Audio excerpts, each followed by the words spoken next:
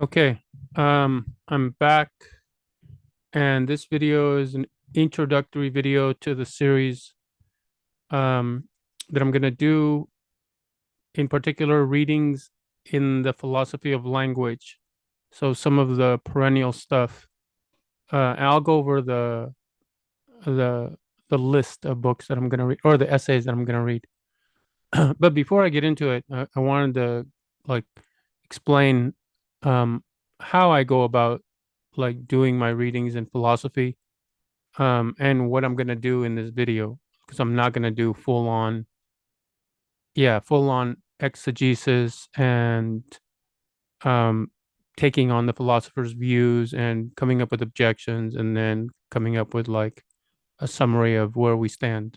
That would be like a full on, yeah, that would be like doing serious philosophy and like tackling the problem at hand and then addressing the philosopher's attempted solutions or arguments. But that's not going to happen in this series.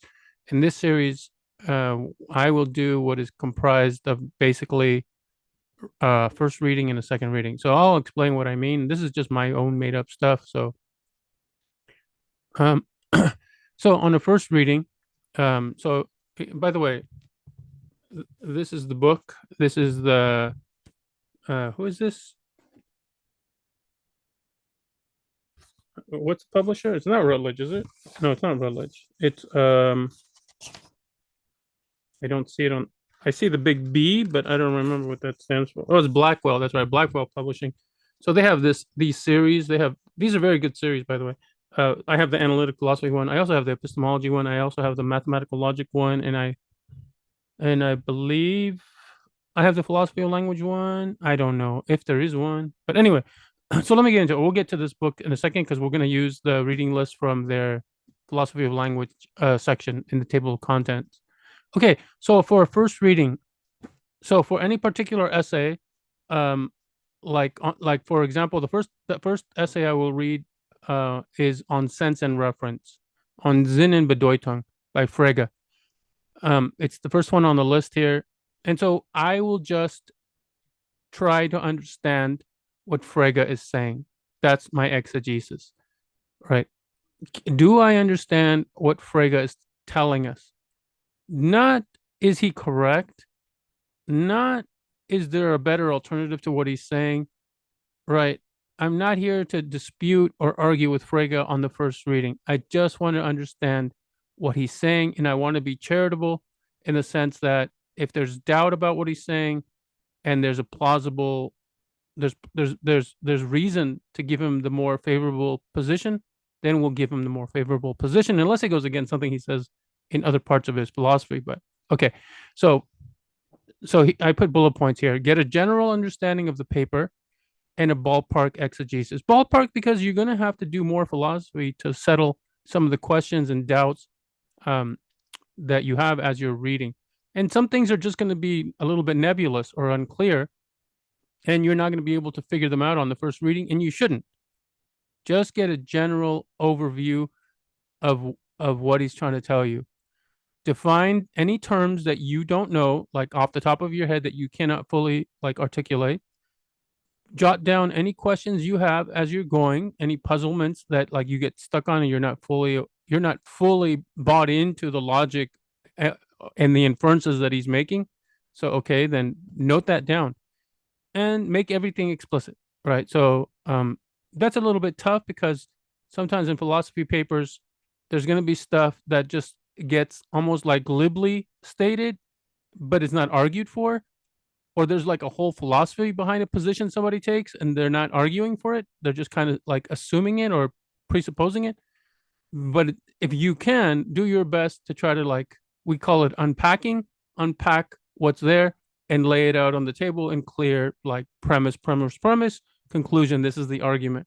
All right. Or this is the position he's taking. This guy's an idealist, or this guy's a realist, or this guy's a moral particularist, or this guy's a virtue ethicist. Like whatever it is that they are subscribing to, that like they bring to the table without really arguing for, try to make explicit. But that takes a lot of practice. That takes a lot of like know-how in philosophy. So don't don't kill yourself trying to do all that. Just get the first reading is just a rough and ready exegesis with your notes and puzzlements and questions and things that need to be addressed on a second reading. Okay, then I'll do a second reading after I have a general exegesis, but still some questions in my mind and some doubts and some confusion. And okay, but again, I'm not challenging him. They're just things that are like bothering me. Second reading, we're going to note our objections and puzzlements. We're going to make them explicit. We're going to note them down. We're going to write them down and articulate why they are a problem, why the puzzlement exists, what makes it puzzling, right? And that's not easy to do, right? Something might like strike you as off or not convincing, but you have to articulate why it is that way. And that takes a little bit of thinking through. So flesh out your questions and puzzlements on paper. On paper, philosophy is done on paper or virtual paper on the internet or on online. I'm sorry, on a computer, but it's done on paper. There's no philosophy without writing or typing. Okay, and then refine. Now that you've settled some of the puzzlements, some of the questions, now that you define terms and understand them better and understand the sentences that contain them more comprehensively, let's say, then refine your exegesis. You might find that you're going to make small changes into what you thought he was saying, Frege was saying. And then all of this is on paper. You're writing. Your second readings include a lot of writing, articulating through. The first readings are note taking, bullet point stuff, questions on the margins or wherever you want to take your notes. You're not really doing a bunch of like fully thought out questions and positions in your first reading. You're just taking notes, like, yeah.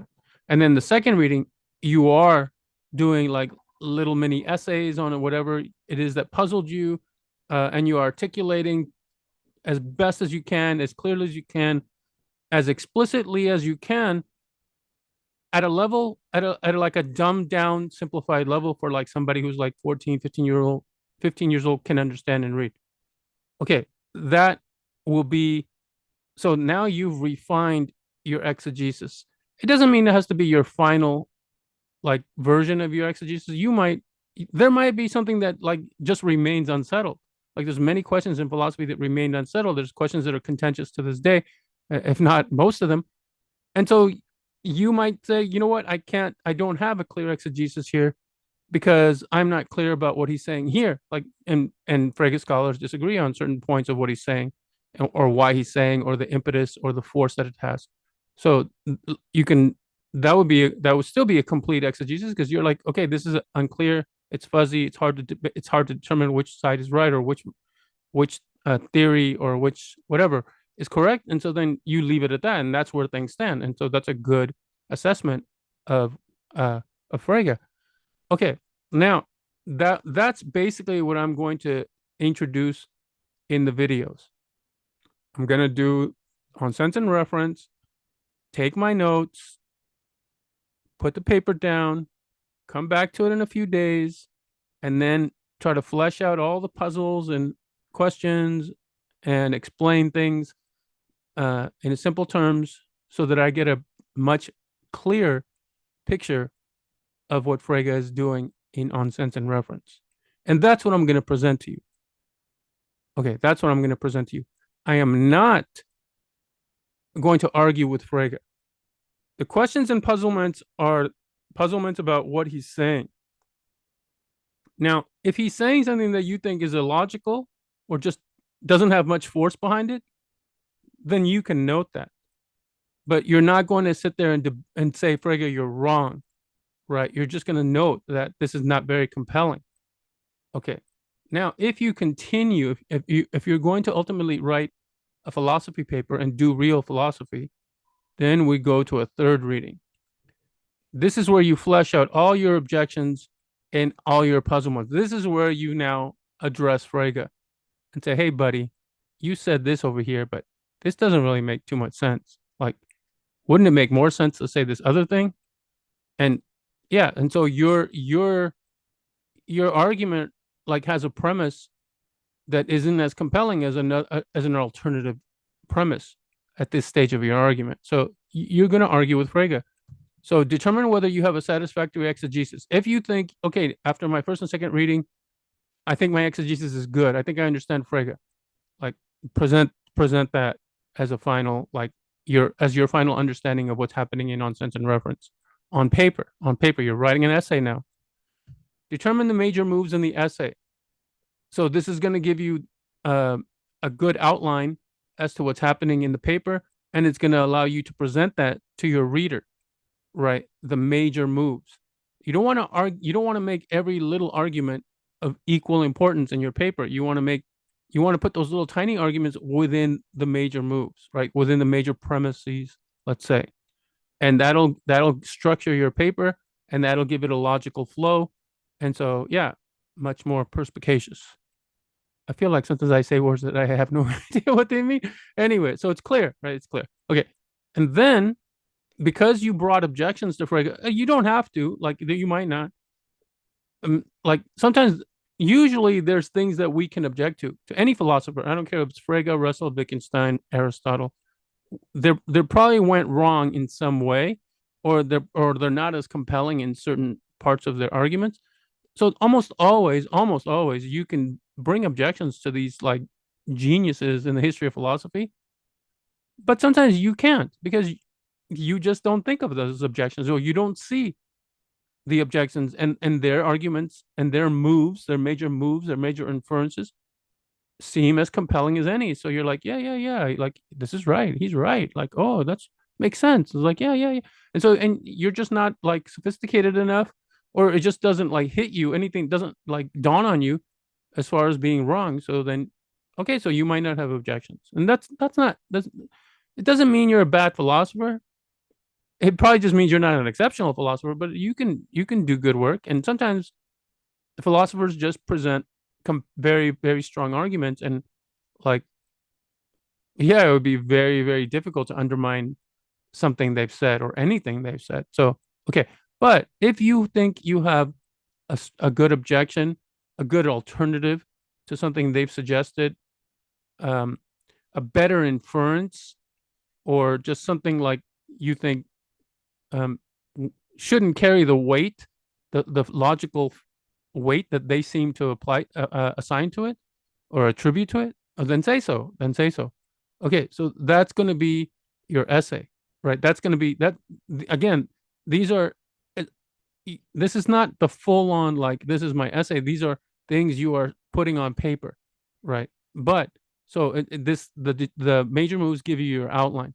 Think through the solutions, argue them out independently of each other. Like this is not the full essay. Then after you've done a third reading, I think you can start to do your writing. Your first draft, you can call it a rough draft or just your first writing. You want to tell us what the philosophical problem is. What exactly is Frege taking on in On Sense and Reference? What's he trying to explain? What phenomenon is he trying to explain? What problem is he trying to solve? What is he trying to get clear on? And then explain why it's a problem. This is very important to understanding why a problem is a problem. It almost seems like you wouldn't have to say it. It almost seems like if I tell you the problem, like, well, there it is. Yeah, but telling me the problem doesn't make it clear why it's a problem in the first place. And once you start doing philosophy, you'll start to see the difference between just stating the problem and explaining why it's a problem. And explaining why it's a problem is a lot harder to do, and it shows a depth of understanding. So you want to be able to do that. Give us your exegesis of Frege. What's he doing on sense and reference? Hopefully you've settled now on the exegesis you're satisfied with as the correct exegesis or the most compelling one you have. Tell us what Frege teaches us on this topic. What is something important that he has to say on sense and reference, or on the topic that he deals with on sense and reference? Always give credit to the philosopher, and note what he has taught us, what he brings to the table, what his contribution is to philosophy. And it can be something like major, but he's mistaken.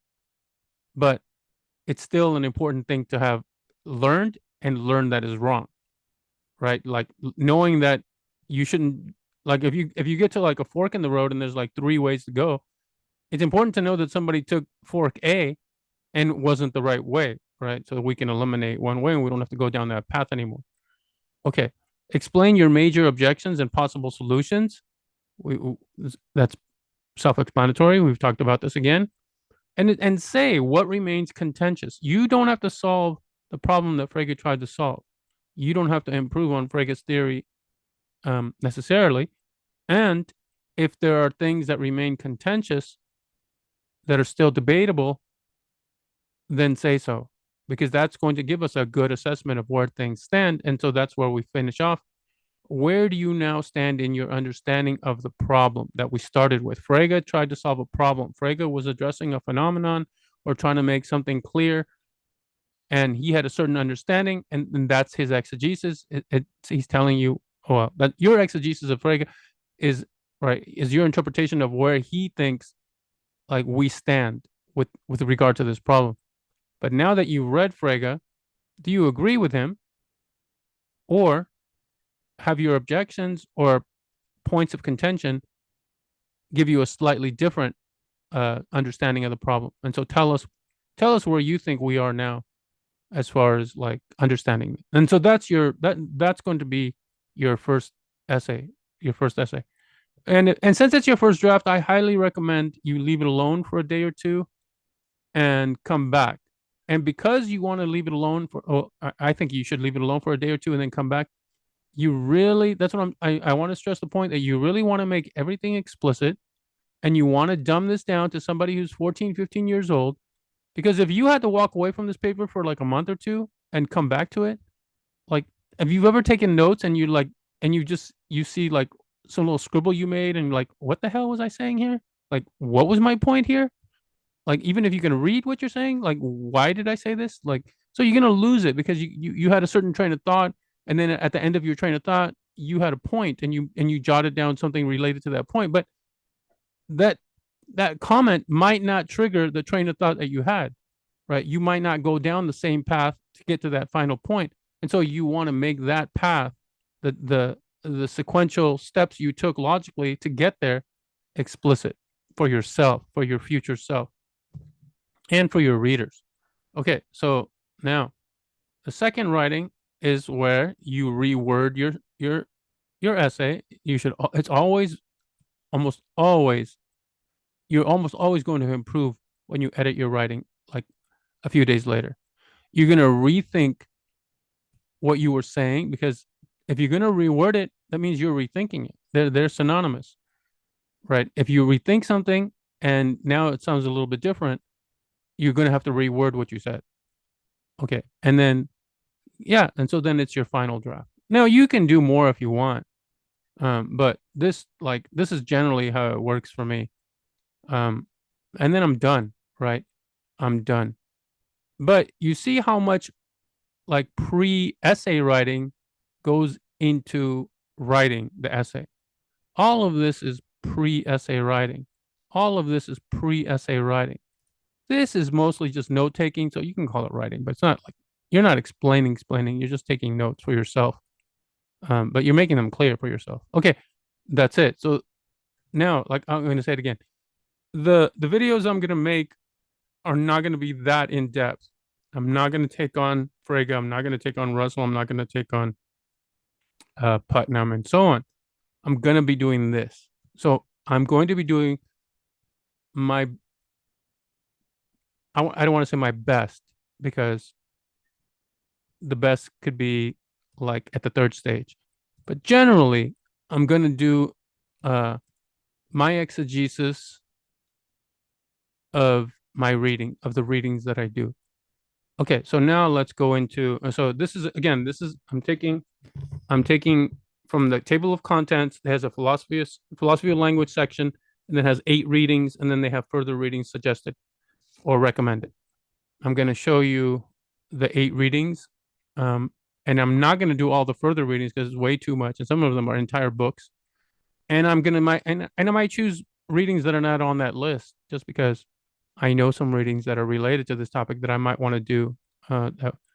Okay, so here we go. So again, this is going to be the series of my philosophy of language readings taken from this book, the Analytic Philosophy. This is the Blackwell Publisher, editors are A.P. Martinich and David Sosa. All right. The first reading is on sense and reference, sometimes still titled Sinn and Bedeutung. So by Frege. The next reading related is Thought by Frege. There's actually probably two or three more Frege readings that I could do, and I'll probably do them in on the further readings, but that's to be determined still. The third reading is on denoting. This is a huge essay in the philosophy of language and history of the philosophy of language by Russell. Then we have On Referring by Strawson, which picks up on basically what's happening in on sense and reference and on denoting. Then we jump to Meaning. So there's not reference so much, but it's related. So Meaning by Grice. Then we go to Truth and Meaning. So Donald Davidson. Then we go to Identity and Necessity by Kripke. He has a book called Identity and Necessity, or is it Reference and Necessity? Now I forget. Anyway, Kripke is huge, so yeah, he's a monster philosopher. I hope this is just an essay. Well, it's in the book, so maybe it's just an excerpt, but I think it's just a separate essay. It's not. I don't know what it is exactly. So then we have Meaning and Reference by Hilary Putnam. Putnam is huge, or was pretty big in philosophy back in his day. And then that's it. And then there's further readings, and they have some very good recommended readings, and some books, which I have a couple of them, but I don't intend to do those readings, not for this project. But I will probably include like maybe two or three more essays that are related, usually probably most likely to these three, because this is really like what gets things going, right? And to have a much more thorough understanding of like, yeah, the initial conundrums and the initial objections, as far as these philosophers thought philosophy was going in the wrong way, or philosophy didn't understand, philosophy in general didn't have a good understanding of yeah, of reference and meaning and truth. It's important to like get a good understanding here. So that's it. That's the project. I won't belabor or prolong this with my tedious droning as I usually do. All right. So if you're interested in philosophy of language, or if you recommend some like some classic reading in the philosophy of language, probably by Frege, Russell, or it could be Strauss and Dave. Anyway, like just some classic reading that you think belongs in the canon of like early philosophy of language. Yeah, put it in the comment section, and then I will definitely consider it as far as the to be determined list for further readings. All right, that's it. I'm out. Um, oh, by the way, I just picked up this book. Um, I didn't pay too much for it. I think it was less than $10, or maybe it was like $12 on, I think it's abebooks.com or eBay. Anyway, all right, that's it. I'll stop sharing and then I'll log off and see ya.